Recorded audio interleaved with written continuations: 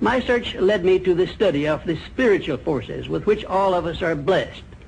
And it was in this field that I came upon a clue which has enabled me to help millions of people to find their earthly destinies. I want to describe my discovery in the simplest terms possible, because it will reveal to you why it is true that whatever the mind can conceive and believe, the mind can achieve, regardless of how many times you may have failed in the past or how lofty your aims and hopes may be. I caught my first fleeting glimpse of the profound law which provides the means by which we may choose our own purpose in life and attain it, while I was being coached by Andrew Carnegie during the organization of the Science of Success philosophy. I had just finished telling Mr. Carnegie that I feared he had chosen the wrong person to give the world the first practical philosophy of personal success because of my youth, my lack of education, and my lack of finances. Well, at this point, Mr. Carnegie delivered a lecture that I shall never forget, because it changed my entire life and paved the way for my helping to change the lives of millions of people, some of them not yet born.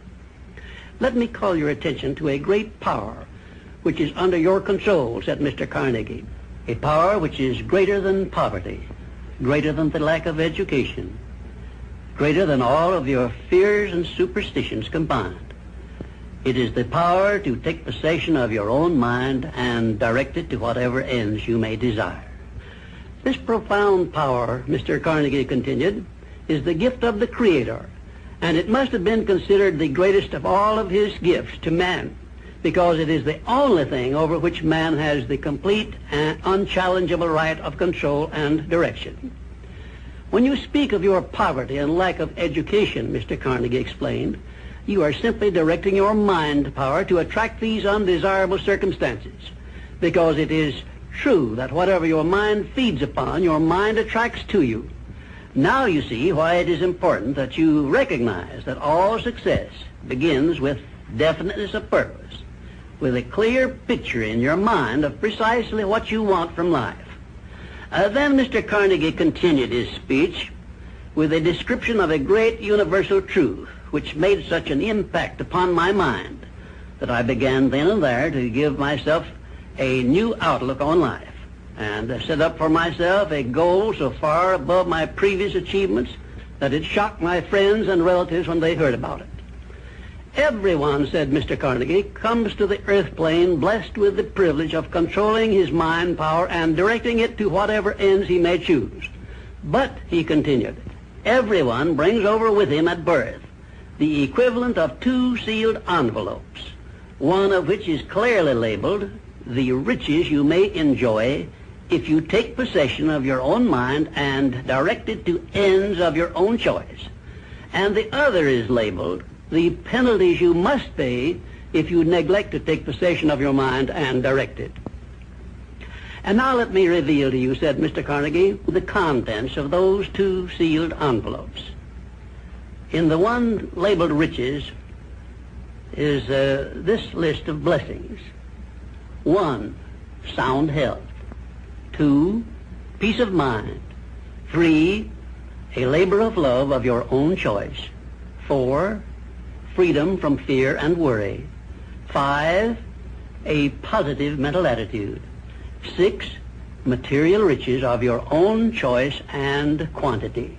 In the sealed envelope labeled penalties, Mr. Carnegie continued, is this list of the prices one must pay for neglecting to take possession of his own mind. 1, ill health. 2, fear and worry. 3, indecision and doubt. 4, frustration and discouragement throughout life. 5, poverty and want. 6, and a whole flock of evils consisting of envy, greed, jealousy, anger, hatred, and superstition. Now, my mission in life is to help you and everyone who needs my help to open up and use the contents of the sealed envelope labeled riches.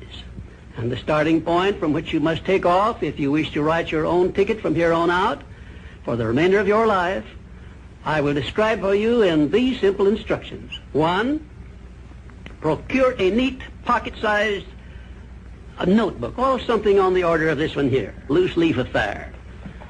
And on page 1, write down a clear description of your major desire in life, the one circumstance or position or thing which you will be willing to accept as your idea of success. And remember before you begin writing that your only limitations are those which you set up in your own mind or permit others to set up for you. And 2, on page 2 of your notebook, write down a clear statement of precisely what you intend to give in return for that which you desire from life. And then start in right where you stand now to begin giving. And 3, memorize both of your statements, what you desire and what you intend to give in return for it, and repeat them at least a dozen times daily. And always end your statements with this expression of gratitude for the blessings with which you were gifted at birth. I ask not, O divine providence, for more riches, but more wisdom with which to accept and use wisely the riches I received at birth in the form of the power to control and direct my mind to whatever ends I desire. If you are not too successful or self-satisfied to accept and express this profound prayer, if you accept it and express it in the same spirit of humble sincerity in which I pass it on to you, a new and a better world will reveal itself to you. A world in which you will see reflected the circumstances and the things which you yourself have created. And now let me close this, our first visit, with my favorite expression of gratitude. O divine providence, I ask not for more riches, but more wisdom with which to make wiser use of the riches you gave me at birth, consisting in the power to control and direct my own mind to whatever ends I desire.